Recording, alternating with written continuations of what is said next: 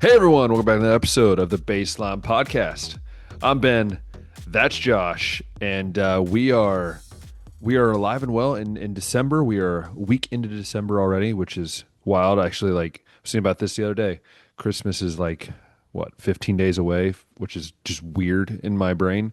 I feel like it was just yesterday. It's Josh and I are in the summer in July recording in my parents' house, and here we are, all the way in December. But Josh, how's it going over there? I know it's been some snow, some rain at times. I know it's been kind of crazy, but how's life over there? How have you been doing over this past week? yeah, we've had some evenings as cold as 10 degrees. We had another lighter snowfall today on top of the snow that we already got. So like I said, it's December in full swing out I here, love and Ohio. yeah, it's tended to be cold in December around Christmas time, but anymore it seems like we're lucky to have snow anymore. That's So I'm true. hoping it kind of sticks around for Yeah. uh those days, Christmas Eve and Christmas Day when it comes around. Also, uh coming up. The brothers and the girlfriends and I are going to go to the Cleveland Browns game against Buffalo the 21st when everybody's in town for Christmas. So that's going to be the first regular season Miserable to game. watch it, but cool. It very well could be miserable, but for me, it's the first regular season Browns game I've been to. I've been to plenty of preseason games. I've watched the Colts at Lucas Oil in the regular season when I lived out there in Indiana. But yeah, heck of an opportunity for the first one to be in December, of course, in Cleveland with the lake effect snow. Yeah. Uh, we're looking at mid 30s, but being by the lake, it's usually 10 to 15 degrees colder. And my brother Jonathan's wife's a Bills fan, so she kind of headed this up. She's never been to a game before. I don't think. I know Jonathan hasn't, but yeah, it So should be a. basically go to the cheaper version of the game. Get the I cheaper don't know tickets to if the Browns. I don't know if it's like necessarily cheap right now because of this point of the season, but when we were looking at tickets like a month ago, like they are down, I think about half of what they originally were. It's crazy what happens when you suck. Uh, Yeah. But even still, Josh Allen and Buffalo coming to town, it's like true. It's sometimes gonna be fun. that's Yeah. yeah. It'll be fun. And we'll get into it later, but we'll see if Shadur still slinging it like he's been. Yeah, that's true. Mm. Also this weekend though, Ben, was the conference championship weekend in college Yeah. football that we'll I got talk no to you about. sleep. No It's sleep in that. no, no. I actually stayed up. So yeah, my sleeping pattern's so off Hmm. this week. But I look. I had told my students this morning. You'll love this, Josh. My students asked me. They said, "What?" Or it was yesterday. They said, "What?" Then we record on Tuesday, so it was on Monday, and they were like, "So, Mr. Bowden, uh, why do you look so tired this morning?" To try to explain to Europeans like What the what Midwest I culture did, does to a like man. and how I stayed up for a football game. I just one of my students was just like, so it was a dumb decision. And I was Yeah. like, looking back on it, maybe it was. No, I mean, I will always be that way. I mean, I was that way when the Browns made the playoffs. I think during COVID year, I stayed up Mm. like all through the night to watch that game. So, um, no, yeah. So it was definitely a crazy weekend, and a lot of sadness for me. And I will go on a rant here in a second, but you know, Opening question here. yeah, If I told you, Ben, yeah, that the Hoosiers were going to hmm score 13 points in this game, yeah. how confident are you coming out that Ohio State is coming out? Maybe not even with just a win, but maybe a two score, three score win, something similar to the matchup in the 2024 regular season. 1,000,000%. That wouldn't have even crossed my mind. It wouldn't even cross my mind. I wish I could remember the stat, but I I, want to say this is the lowest amount of points Indiana has scored in a victory in program history or something crazy like yes. that. Hmm. Which just goes to show you like what Indiana's been for most of its existence and how like what a wild turnaround Kurt Cignetti's brought to them. But that's another story. We'll just focus on this game right now. Uh, I Yeah. got thoughts on it. I initially was thinking, is Brian Hartline even like 100% focused on this? Why is he still calling plays? He's trying to get things going at South Florida. Why isn't Ryan Day booted him out the door yet? This is the kind of thing that Ole Miss wanted to avoid with Lane Kiffin, which is why they sent him out to begin with. But also, I think what also can be true, in addition to that, is that the Indiana defense is actually really, really good too. And I think we underestimated just how good this Hoosier defense can be. But also counter to that, I don't think there's a defense out there that can stop Jeremiah Smith, Carnell Tate, and Brandon Inniss unless you somehow just Take work them off the on it as a field. play caller. Take them Yeah, off the field. or take them off the field entirely so they can't even be a threat. Put. Yeah. So I'll let you go ahead and talk though. But Okay. those are some of the things I was thinking about this game. Buckle up. Here we go. Strapped in. I'm so sorry for everyone listening. I'm about to rant. And look. I'm going to say this first off. Hats off to Indiana. I want to make that very clear. I hear a lot of people complaining and everything, but no, I want to give hats off to Indiana. I said this on my Facebook post. I think Josh saw this. I said we got outplayed, we got outcoached, period. And that's what it was. Um, I think there was a lot of distractions. I don't know if you did know this, Josh, but Penn State, before they hired Matt Campbell, were in contact with Matt Patricia, and they were actually on their way to go to Matt Patricia to have conversations with him, then turned around and decided to go to Ames, Iowa. So Mhm. you had that going on. You had the Chris Henry Jr. situation, which was when Brian Hartline announced that, by the way, the stupidest time to announce, which is It was not too long after we did our the last day episode. the day of the signing day. He announces, which then what does that cause? Chris Jr., which Chris Henry Jr., I get it. You want to wait and see. It causes him to think about it a little bit more, which then means Ryan Day has to put on the 100% full court press to get him into the class, which takes his time away from the game preparation. I think someone said it best. I think Berm, who covers Ohio State, said it best. He's like, this looked like a miscombobulated effort of game prep. It looked like a game that when you watch the game, it looked like there was a lot of things that didn't make sense because, and he even said on the field, like when he saw Ryan Day before the Michigan game on the field, he said he knew we were going to win that game because Ryan Day had that aura about him. He had that like we're going to do this. He said when he was on the field on Saturday, he had a lot of doubts. And look, I watched that game from the pretty much from the beginning. I tuned in and I stayed up late, got up at like 2 a.m., watched it all the way till 5. And about halfway through that first half, I was like, this doesn't feel right. Why? Because it felt like the Michigan game last year. And I'll continue on that in a bit. My frustration, Josh, and you can attest with me on this, is why do you have Jeremiah Smith, Carnell Tate, Brandon Innes, and Max Clare and Bo Jackson, and you decide to go to a 14 personnel every single time you go in the red zone. Every single time you're inside the 10-yard line, you do that. Explain to You're everyone what 14 personnel is if they don't 14 know. personnel is basically when you have one running back and you have four tight ends. So you usually use a fourth tight end as a fullback, and then you have three tight ends. Now, this is the problem with this. In normal situation, if you have a dominant run game, which Ohio State has an okay run game, you have a dominant run game, you line that up inside the 10, you score every time. But this is the problem. When you have a 14 personnel, you now bring in everyone into the box. So now instead of having, let's say, 7 men in the box, you now have all 11 in the box. You're basically telling them if we're not gonna pass, if we're not gonna run it, we're gonna do play action to a tight end. And what frustrates me is that multiple drives in this game, they drove down the field. They were passing the ball. They were looking great. Bo Jackson was getting. You know how Bo Jackson was getting good runs was because they spread him out and then they ran up the middle, right? But we get back inside the 10. We take out Jeremiah. We take out Carnell, and now you're sitting there going, you're basically telling Indiana, hey, we're running the ball at you. And so I could go into a lot of detail with that, but it's frustrating. And if it worked, it has not worked all year. It's not like it's worked before. And another thing on top of that is you're having issues inside the 10, inside the 20. Lincoln Keenholz, you had this package that you've been working on all year, and then you never use it on 3rd and 1, on 3rd and 2. And so these things just kind of didn't make sense what was happening.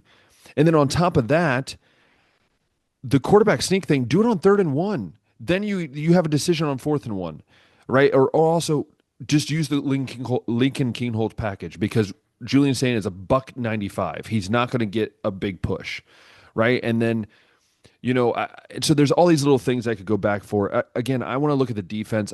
I don't think the defense played bad. I think they got exposed a little bit. I think Jermaine Matthews kind of got exposed in the slot a little bit. But again, people don't realize how hard to guard the slot fade is. Like that's a very hard route to defend.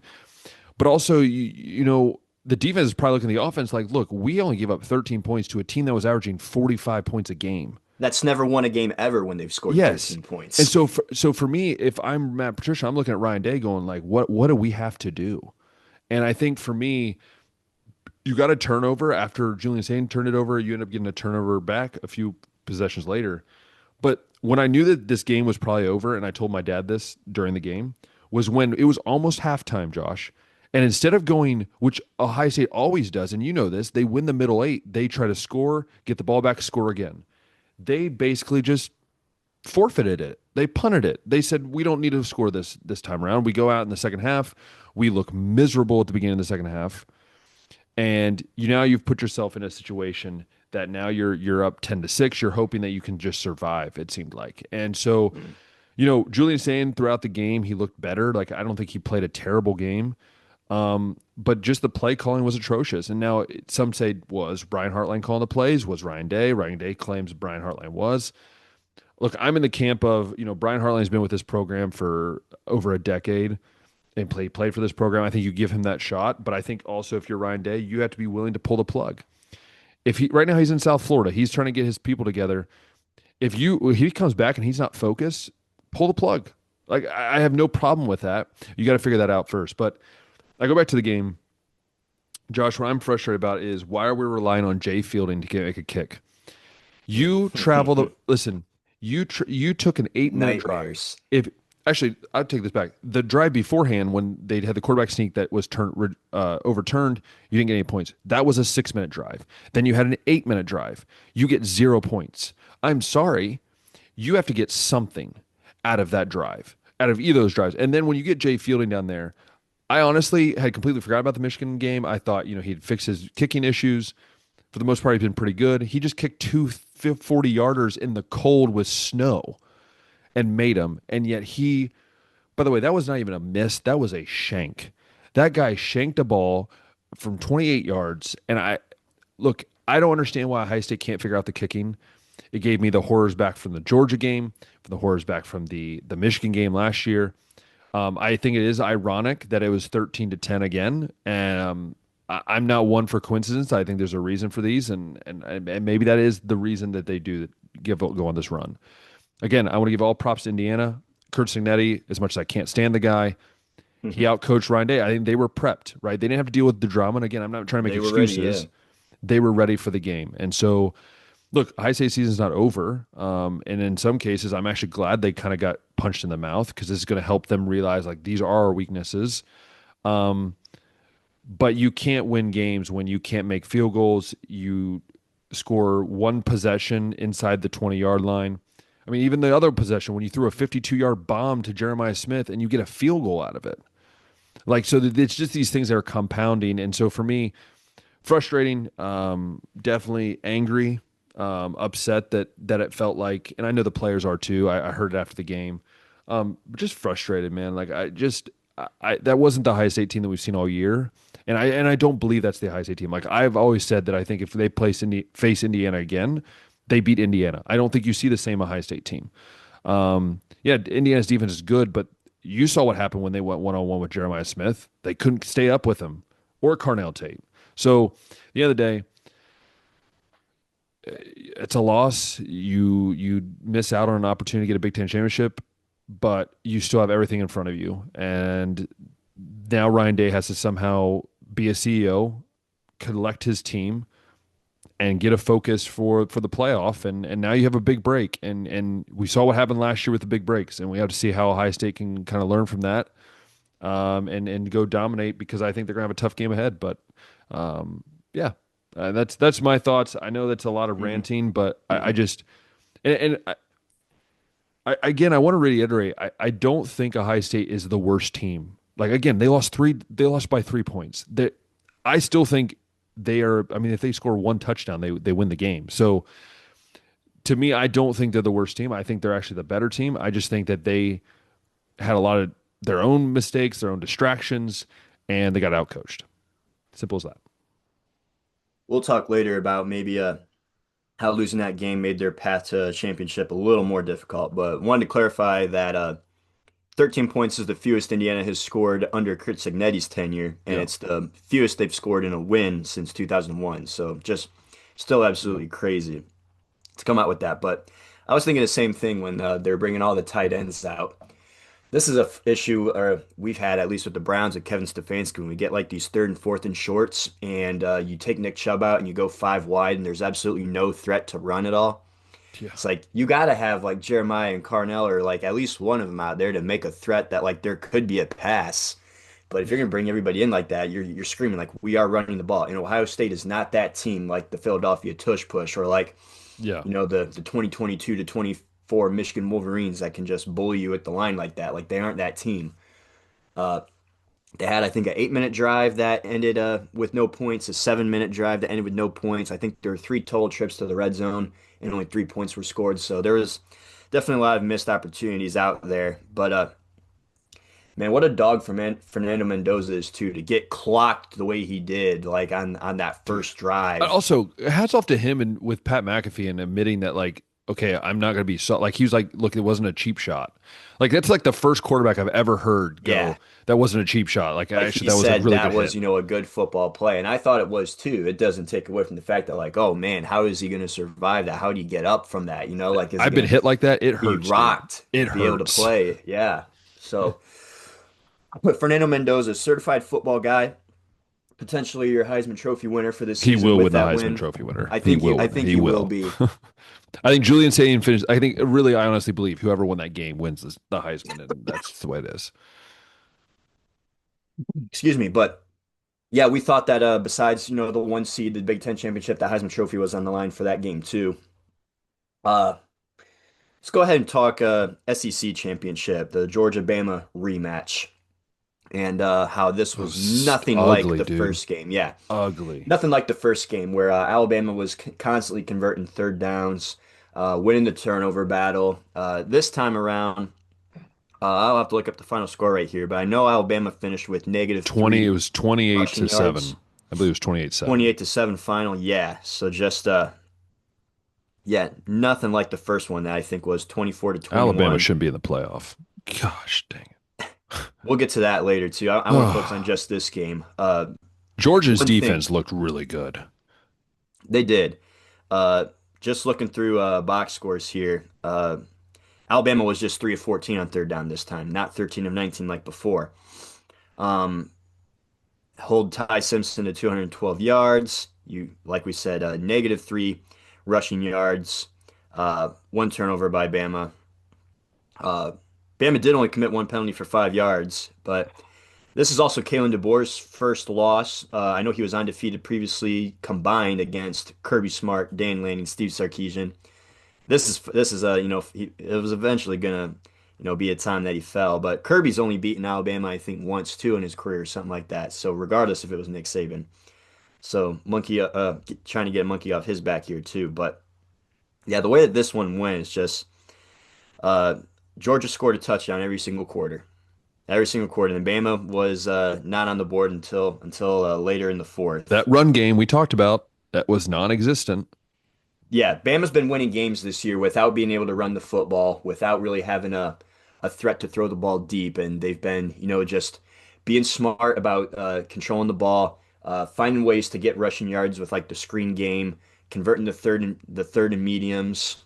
That's how they've been getting by, and it was much more so the style of play they've had to play with recently, and why I was starting to have doubts about their ability to really make a playoff run or even be able to win a game like this because it forces you to play perfect.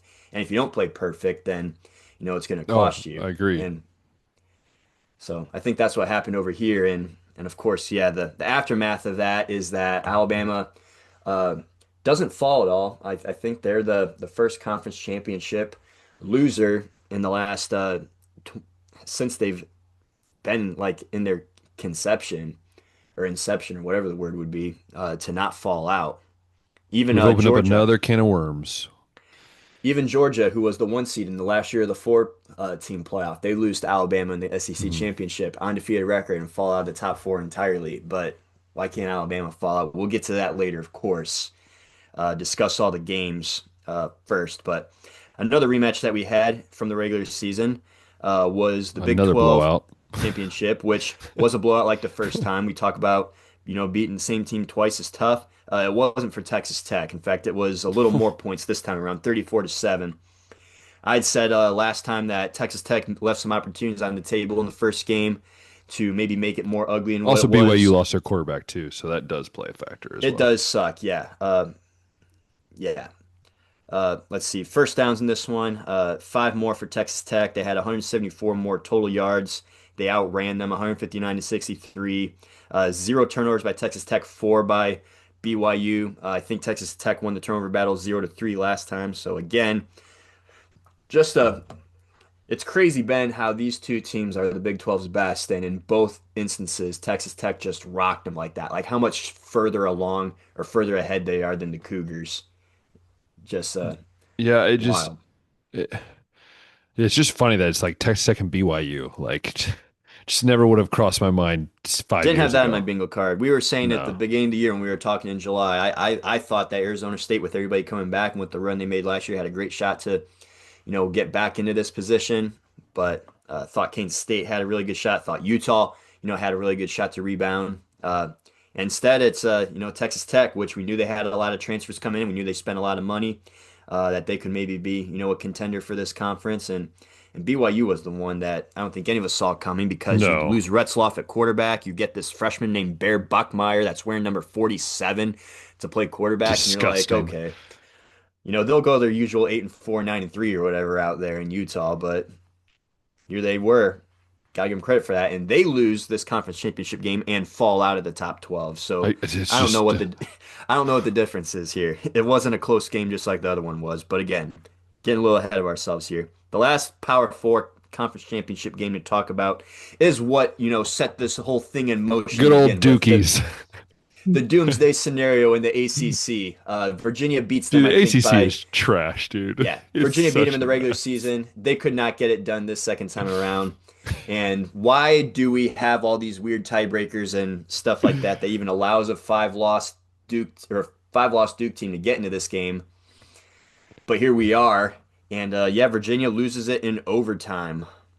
Dude, Virginia had the best chance to like something they've never had the chance to do is just be good at football, and of course they have to choke it up again.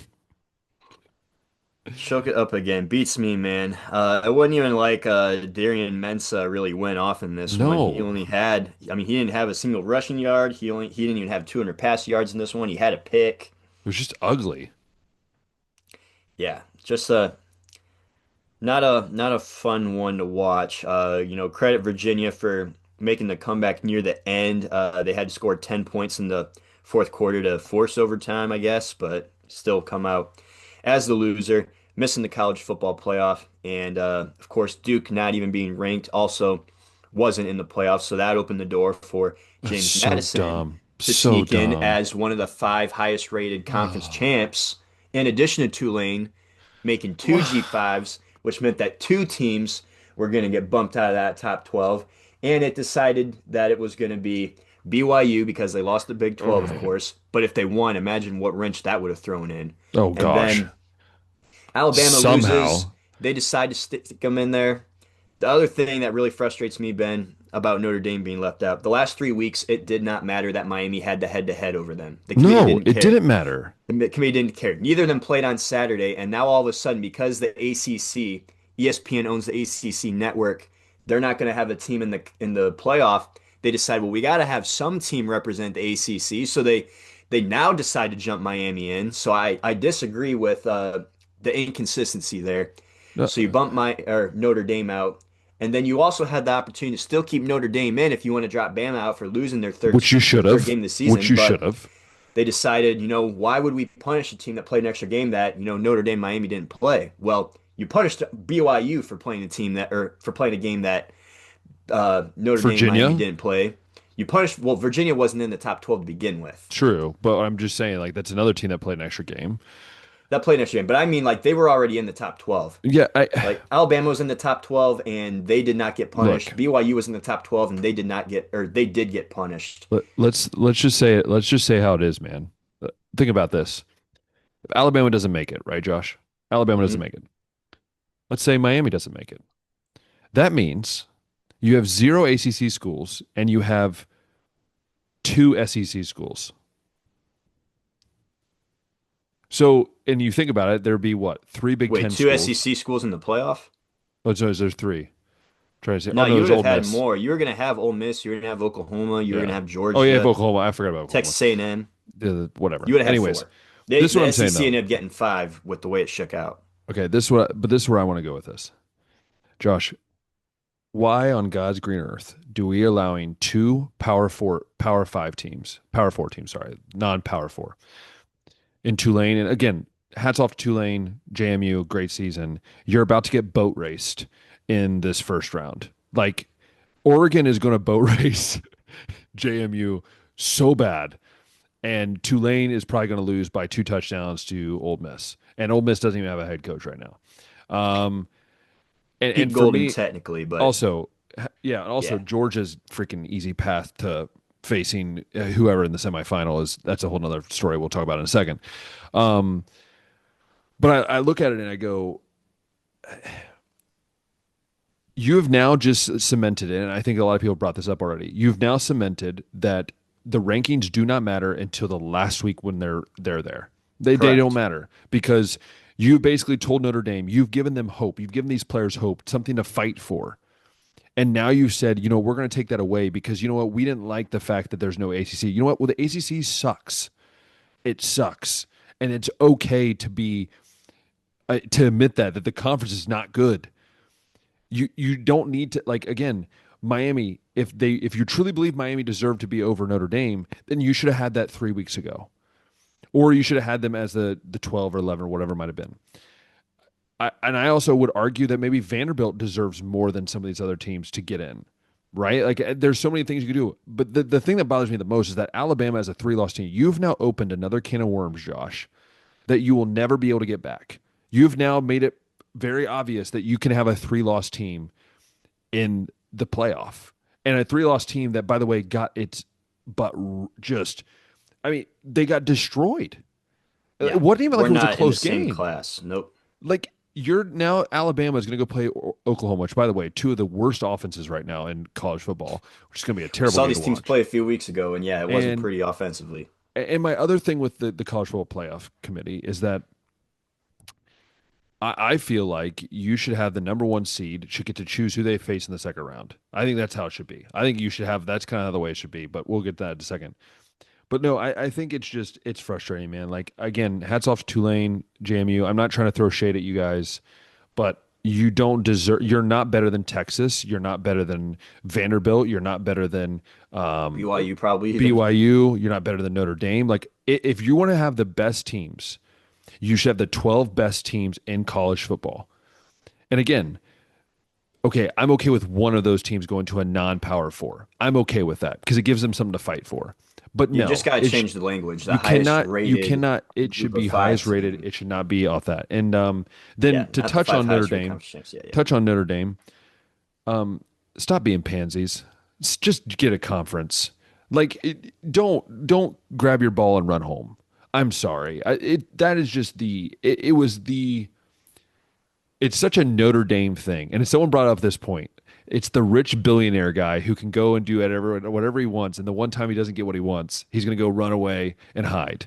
And that's what it felt like to me. Like you're telling me that these parents that had seniors in college, the band members, like all these different things that they thought they had at least one more game. Now you've taken that away. They say it was the whole football team agreement. I'm struggling to believe that as someone who's a football player myself and coaches. I feel like there's some players out there that wanted to play. Um, and to me, I didn't like how they like just we've said join a conference for how many freaking years at this point. Like you don't have that issue because I think there's is still people in that committee that are hesitant to give Notre Dame the benefit of the doubt because it's like you don't have the same consistency of play as these other teams. Yeah, you get to choose who you want to play.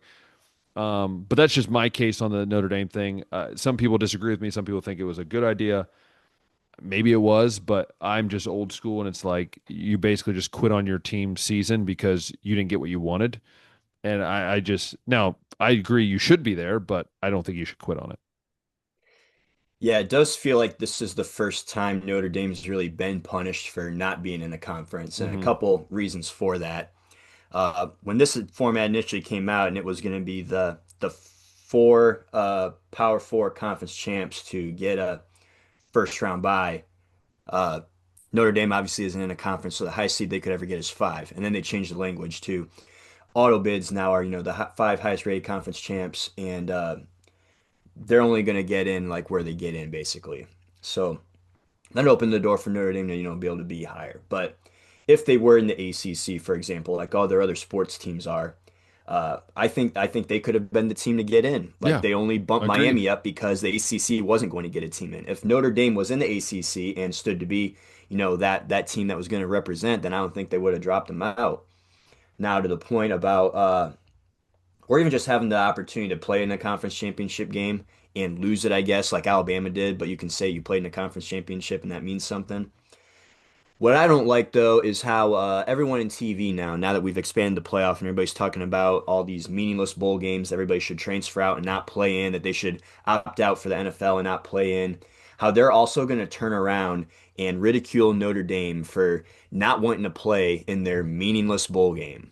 That Yeah. they don't want to go out there and risk getting injured, that they don't want to go out there and play in a game that they don't do, that they deserve to be in somewhere else. Hmm. Like it's such a double standard. It's like you create this reality, you create this culture that would make a team like Notre Dame not want to play in this, and now you're confused as to why they don't want to play in it, and you're calling them Hmm. out for it. But yeah, I don't think it was a unanimous decision. I bet there were some players that want to go out there and play, but then just since there was a majority that were saying we don't want to play, they caved and decided to make it a full team vote like that. But uh, everybody's been pointing to Georgia falling out of that last four-team playoff, playing Florida State and beating them, I think 63 to nothing or something like that. And then Kirby Smart comes in the press and basically, advocates for change. And that's, the high road, I agree, approach to take. But I'm not gonna, blame Marcus Freeman for, the team making this decision or hold it against them. Or I know what it looks like, but I totally understand it too. Just the way that college football is right now, it's not It's in a just good messed spot. up. There's no one running it. You It's can you just a can point bunch of to the money people. that's being made, but you can also point to how the calendar sucks and how these other bowl games now don't have the same meaning as they used to, and it's just not in a good overall spot like it Why used to be. why is signing day 3 days before your conference championship game is beyond me. Like some of these things should be spread out. But I look, and I want to look at too. I think we talked about how we were going to look at some of the matchups. Yeah, I think what's interesting about this, Josh, what I think is very fascinating is the 5 seed, obviously, which is Oregon. They're going to face JMU, which I think they're going to just boat race them by like 20 at least. Because specifically, also people forget that JMU and Tulane don't have their head coaches. At least I don't know if they're going to coach in the bowl game. They might. They might coach in the playoff. I'm not sure. But still, they're going through transition too, which is Oregon also interesting. 21.5 point favorite right Merry now. Christmas. Yeah, and so if Oregon wins that game, they're going to go and face the, I believe, 4 seed. I think. Yeah, it's the 4 seed. They'll play Texas Yeah. Tech. So they'll play Texas Tech, which I think that would be a great game, by the way. That'll be really Um, fun. Now, then you have, again, this is why I think Indiana, I think the number 1 seed should be able to choose who they want to play in the second round. I think that's how it should be. Like, the lowest seed, you get to play the lowest seed, and then so on, right? I I will truly, say I Ohio will State say has Ohio State, I the think much hardest. more would have rather played Bama and Oklahoma than Miami and Texas A&M. I think that Yes. winner of the Miami Texas A&M game is going to be the hardest team to play against. No, I Easy. agree. I think that, to be honest, I think Georgia has like the easiest route because they have Old Miss, who's without a coach, and who knows what their locker room's like, or Tulane. They're gonna I think they're gonna beat either of those teams handedly. So that means, look, I have a bet going with my coworker at work, Henry. Shout out to Henry. I know you're listening every once in a while. So I need that Georgia win, and I need Ohio State to win, so we can have our bet. One of us might be wearing a jersey the next day of school, but look, I think the bottom side of the bracket is a lot harder than the top side. That's just my opinion. I think Oklahoma or Alabama, I think either team gets, I think Indiana beats them, and I think they beat them handedly. I will say, I think if Indiana has to face Texas Tech, I think that is going to be, or even Oregon. I think either one of those teams is going to give Indiana a real big fight. Um, but the Ohio State fan in me is hoping for an Ohio State Indiana rematch in the national title. That's just, oh, I would love that so much. Um, but yeah, I don't know about you. I think the toughest path is Ohio State because you have to go through Texas A&M or Miami, and you have to go through Georgia. And then once you beat Probably Georgia, Georgia. now you're I gonna have to would, face now you're gonna have to face either I'm guessing Texas Tech or Indiana, depending on who comes out of that. yeah, you never know. Like Ohio State was the 8th seed last year, and they had the Yeah, hardest path, and then they cranked it up a notch. How are we? Who are we to say that Texas A&M couldn't do like the same thing? Who are we to say that Oregon couldn't be that no, team? agreed. Yeah, But yeah, I do think looking, at the field right now, like Ole Miss boat raced Tulane in the regular season. Now, both teams don't have a coach right now, or their original head coach right now. yeah, So maybe Ole Miss won't quite win by 17 and a half, like what the spread is saying. But I do think Georgia's going to come out and win that game. They beat Ole Miss, I think, pretty handedly in the yeah. regular They did. season. Yeah, Then, so yeah, we're looking at probably Georgia, Ohio State, or if it's, Georgia or Miami or Texas A&M, I think that's an exciting game there. I love the Oregon Texas Tech game, and I honestly don't know who I would pick to go that route, but either one of those against Indiana, I would take Indiana over Alabama or Oklahoma in a heartbeat. Uh, Indiana against Oregon in a rematch, from the regular season sounds absolutely exciting. Indiana versus Texas Tech also sounds exciting. Georgia versus Ohio State, or Texas A&M and Georgia, or Miami and Georgia sounds fun. So yeah, we'll get into like more game predictions once we get closer in the calendar for that. But yeah, this is a. I wish that we would have had a Notre Dame and a BYU or somebody like that instead of James Madison and Tulane. But I've been talking with some buddies, Ben. I think that we need to take more power out of the committee's hands to avoid things like this and try to come up with more criteria that like teams can achieve in the regular season to make sure they secure, a quote unquote yeah. auto bid. Because these athletic directors aren't watching these games. Their eye test means nothing to me. Uh, they're just having interns print them off some data sheet and telling them who they should vote for. ESPN's, in their meeting, giving them their propaganda of why, the teams that they broadcast and have media rights deals with should be in the playoff over teams from the Big Ten and the Big 12. So I would be much more in favor of more of that power being taken out of the committee. Even give me like, the old BCS computer system, man. I didn't mind that in comparison to this. Like, I hate it. I had some gripes with it, but way better than this. Yeah, I mean, I think it has to be something that is concise, it's understandable, it's like I don't think anybody really knows what the criteria is. I think it changes so It much that changes no one every really year. knows. Sometimes it's that, strength of schedule matters. Sometimes it's just we want the 12 best teams. Sometimes it's, Well, head this to is what head you need to do. matters. What Sometimes you the need to most do is deserving. you need to get like 12 retired head coaches. That's who you need to have in there. You need to have the Urban Meyers of the world, the Nick Sabans, the heck, even put Pat McAfee in there. Put guys that have played before. Put guys who have played before who Football understand. people. Yeah, who understand the game. If you put Urban Meyer and Nick Saban in there with Steve Spurrier and you can name different coaches, you throw them in there. I think that's going to be a more solid understanding. Like, you know what? Yeah, Notre Dame does deserve to be in there, or you know what? They don't deserve to be there. We're going to make sure that it's known very early on. Um, but again, I don't think that's ever changing. So we're kind of stuck with it. Yeah. Yeah, I don't think we really got a whole lot more college No, football discussion. We could react to those coaching changes that we didn't get to talk Brian. about, I and mean, Brian that, Hartline is a great yeah, move. Brian Hartline. Did you see I, that? I mean, we all saw this kind of coming. I, Eventually, he was I, going to get head coaching I would say that offers. I think I thought this might happen in maybe a year. I didn't think it was going to happen maybe at this time. I think the timing's weird. Obviously, the head coach for USF took a job pretty quickly, and I think that kind of and again the timing of that. I think Brian Hartline wanted to go a place that was kind of smaller. I didn't think he wanted to go to Penn State or West Virginia. He wanted to go to a place a little smaller, but was competitive. And look, he recruits the state of Florida so well. He knows the coaches down there. He knows how to recruit in that state. He played in that state with the Dolphins. I think that just felt like home for him.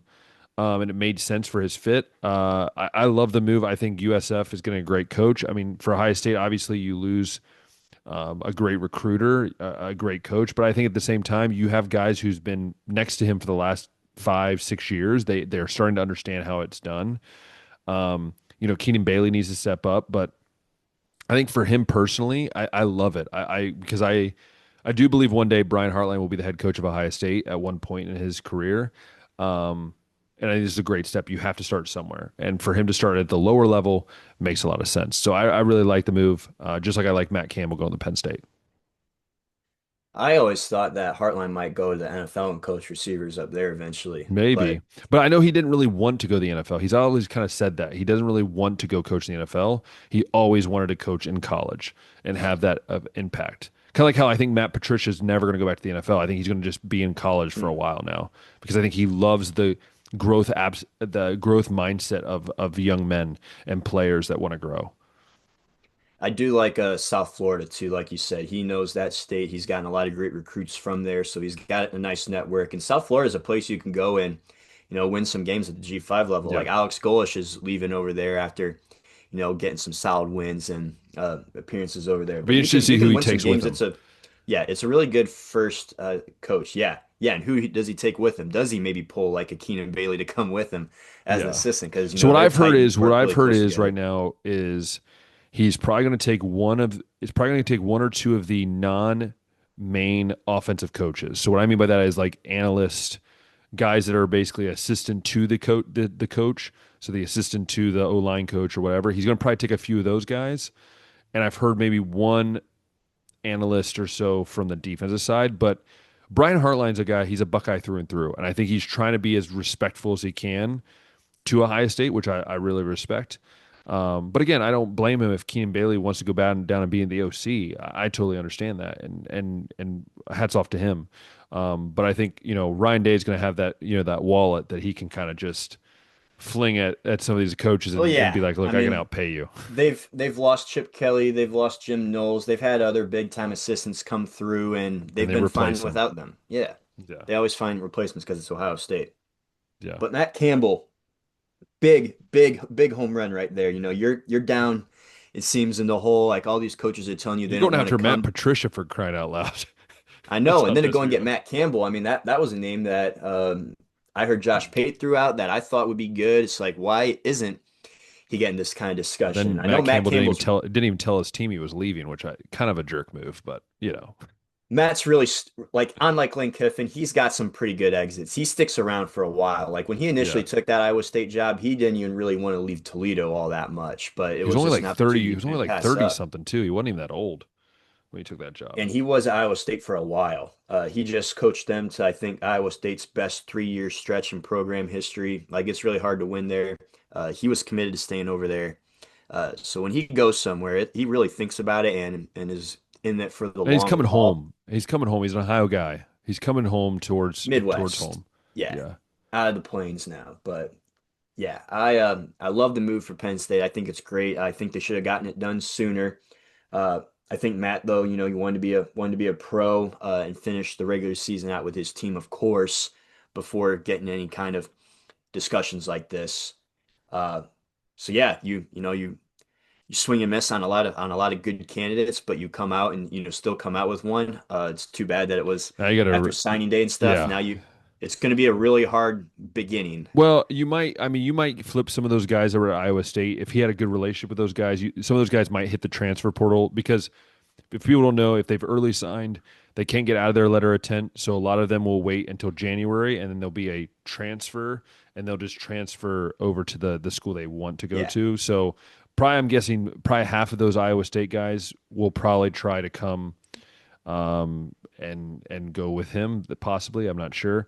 But again, he's in Ohio. He was born in Ohio, and he to be back in the Midwest, I think really made him feel like he's close to family. Um, and again, Penn State's going to be good. I still think they're going to struggle next year. I think it's going to be a long road. I think it's going to be a couple years of bumps. I think they're going to be like the 8-5s or 8-4s the next couple years. Um, but I never thought I would say that now it's an Indiana Ohio State show in the Big Ten, which is just weird to say, but here we are. Yeah. Um, I mean, that's how Julian Saint ended up at Ohio State. He was Yeah, an early enrollee at Alabama for the spring, and then Nick Saban decides to he's retire, and like so he transferring. gets out and transfers to Ohio State. So yeah. Speaking of Ohio, we got some Ohio professional football stuff to discuss I'm sorry. now. There's a professional team in Ohio. I didn't know. Two of I them, Ben. couldn't. Two of them. There Did you are. know Oh, they that? both Two. suck. Um, Yeah, I'm you don't sorry. hear a lot about them. I thought that the professional teams knew how to run a 2 point conversion. That's just what I thought. I didn't know if it's a thing See, or why not. most professional teams know how to run a 2-point conversion is because usually there's a quarterback on the field to receive the Oh, snap. right, right. Yeah. I forgot about that. There's a thing called a QB. Yeah, the guy that throws the passes and receives the snap Oh, like every gotcha. single play, Yeah, yeah, they yeah. they took him out for that play Because on that two makes point to try sense. to tie it up. Yeah, yeah, yeah. Like someone even say it's sabotage. I mean, wouldn't you say that would be kind of sabotage? I mean, It wasn't a good according to look. Shadur, according to Shadur, they ran it in practice and it sucked. So Did not work in practice, he said. So not surprised that Shadur Sanders is throwing his team under the bus like that. not But surprised at all. also not surprised that it didn't work in practice either because of how good our That was a defense terrible, is. but also that was a terrible play. The play design was also just bad. Like Hmm. Quinton Judkins didn't even know what to do with the ball. He's like, what am I supposed to do? Yeah, But look, I think Shadura, he had a great game, obviously. But also you just lost to the one win Titans. I'm sorry. yeah, It's just sad. It's just, I, yeah. Josh, I'm so done. Can we fire It's Stefanski? And I it's one of know those games, dude, where you run through the box score and you're like, okay, Cleveland 22 first downs to Tennessee's 13. Both convert six third downs. We outpass them 351 to 108. They do outrush us 184 to 61 though. They committed 35 more yards and penalties than we did. We did have one more turnover. But yeah, I think like they announced that Shadur is going to be the starter going forward, and when you throw 364 yards, three touchdowns, only one pick, it just looks like a uh, different offense when Gabriel was in there versus him. Like Gabriel wouldn't throw it down the field at all. wouldn't throw it Like down the at field, all. most likely because he couldn't. Like this does open up, the pass game so much more. Like when you actually give a threat that you can throw it downfield. Like Fannin had another nice game, 114 yards and a touchdown. Judy had a really nice long touchdown in there too, I think 60 yards. Uh,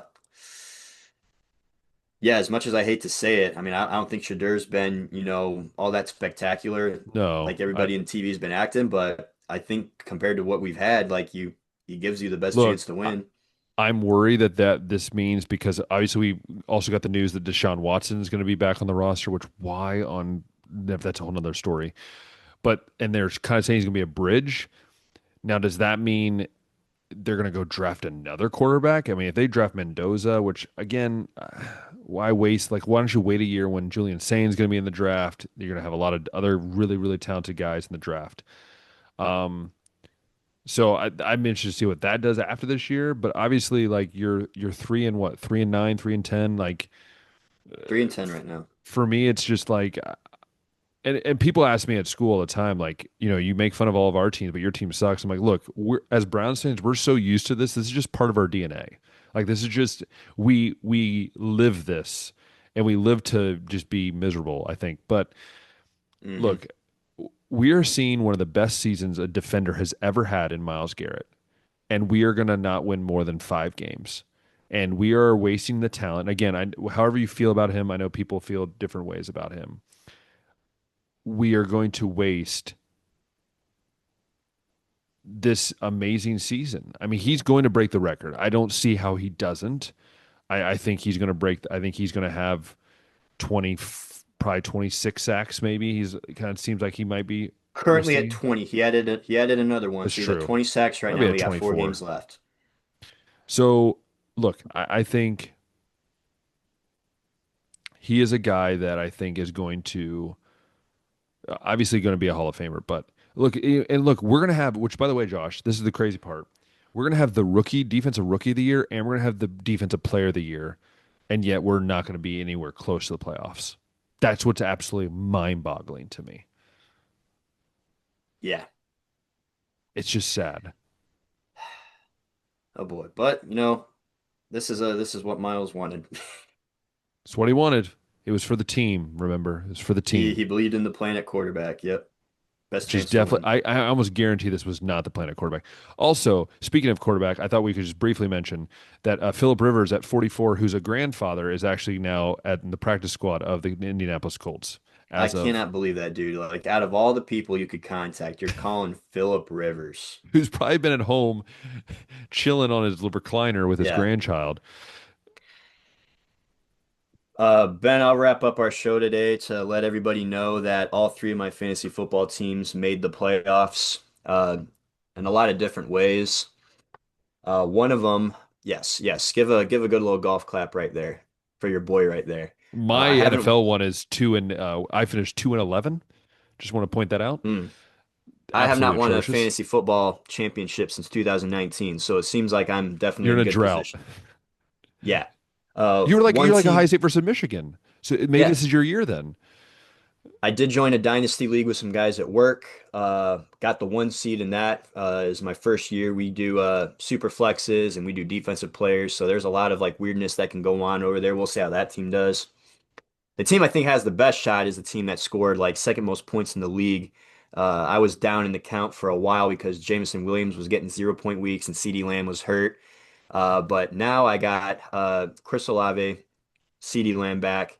Uh, JMO's playing really good. It'd be nice if Garrett Wilson could get healthy for some of these games, but James Cook and Devin Achane have been carrying the run game for me most of the year over there. The other team I don't think really has a shot. I started off hot. I was like 7-0 or 8-0 or something like that, and I finished the year I think with 4 losses. My wide receivers went from Garrett Wilson, Malik Neighbors to Zay Flowers and Parker Washington. So that's where I'm at right now as far as health in that league goes. Maybe explains a few of the losses, but yeah, we'll see if how your boy does in these making these Well, runs. my college team, I finished. See, it finished up during the last week of the season, and I finished. I ended up getting knocked out like 2 weeks, a week prior. So I was finished in the semifinals again in my college fantasy. I'm just getting really irritated with my college fantasy. I get to the playoffs and then just choke. Um, I've been like averaging like 300 points a week. But my NFL one, yeah, I somehow was the commissioner out of this year, and then I just failed. Partly because I Hmm. decided to choose C.J. Stroud and Justin Fields as my two quarterbacks. That screwed me over, way over than I thought I would. Mm-hmm. And I thought Derrick Henry would be a great choice this year. Not. Thought Barkley would be a great choice this year. Not. I think the Marvin Harrison Jr. Nothing. No, Mm. nothing. The Yeah. only two guys on my fantasy team that did absolute anything was, let me see, the Laporta from Lions, but he got hurt, so he kind of screwed me over after a while. And the only other one that got me any points, I believe, was a McConkey Lad from the McConkey, Chargers. baby. Mm. Like literally, my team was so bad that there was a point when I was like, I lost like seven straight, and I literally just stopped looking at my app. I was like, literally, I'm just like, there's nothing I can do. And the thing about college, Rage quit and NFL, cut all your players. this is the thing. This is the difference thing about NFL versus college, right? When we do college fantasy, and you were part of that league for a year, is that there's so many options, right? There's so many 136 you teams. and you can fill in a spot if you need one. Where at the NFL, like, dude, if you have a bad team, there's no overcoming that. Once week 4 goes around, the waiver wire You're pickups, the screwed. good ones are all gone. So then you're kind of screwed. So you kind of have to bank on what you get in the draft, and whereas in You got to college draft good. you can kind of bank on free agents and guys that are that Yeah. are run the ball great or whatever. Especially like some So of these teams, Ben, like some of these teams, I think two of the leagues are 12 men and one of them's 14, so that makes the oh, it's waiver wire even impossible. thinner. Yeah, Yeah. we had a 12 team for NFL, and like I'm like, and also I had the worst draft slot. I was like seven. I was like Mm. seventh, which just it doesn't help. Which but somehow I got Barkley and Henry in the same draft, which I'm still trying to figure out how that even happened. Um, Yeah. but I waited until way too late to get a quarterback. I should have got one earlier. Receiver wise, I passed on Chase, which was dumb. Should have took Hmm. him. Smith and Jigba was also sitting there like the second round. Yeah, Skipped nobody over him. expected him to do this though, so that was like a nice little sleeper pick right there that ended up being like kind of like how Yeah, James Cook was for me and Jonathan yeah. Taylor in my other league.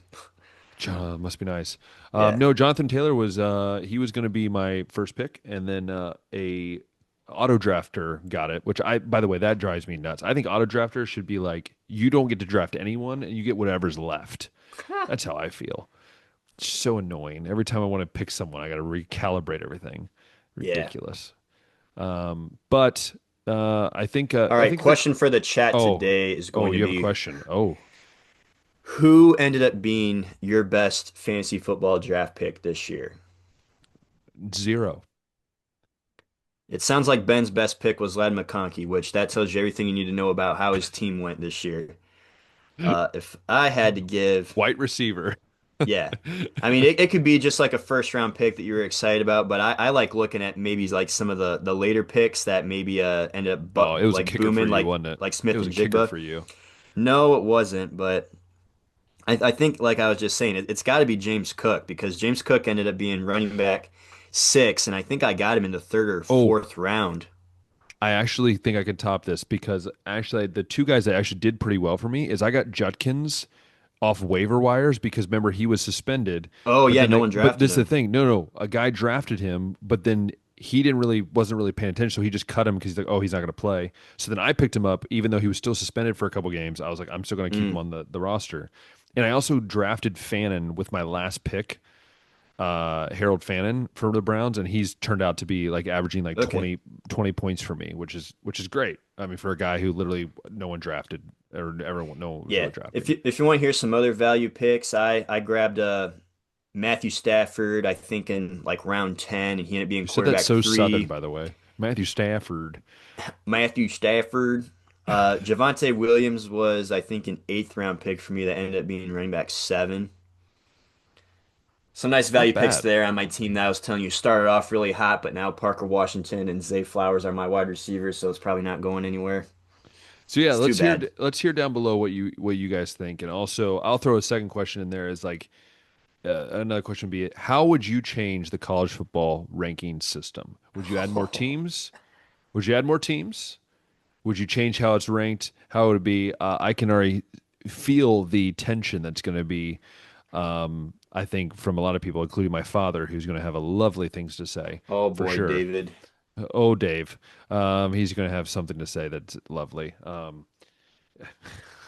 There's a lot of people actually I'm thinking of that probably going to say some fun things. Um, but yeah, let us know down there in the comments what you think. Also, if you loved listening, watching this on YouTube, click that thumbs up button, hit the subscribe button, hit the notification bell. And if you love listening on Apple Podcasts, Spotify, anywhere you can find a good old podcast, let us know what you're thinking. Also, you can comment on there now, which is kind of cool, actually. And yeah, let us know what you think about these upcoming playoff games. How excited are you about it? How unexcited are you about it? If you're a Florida fan, there's nothing really to watch.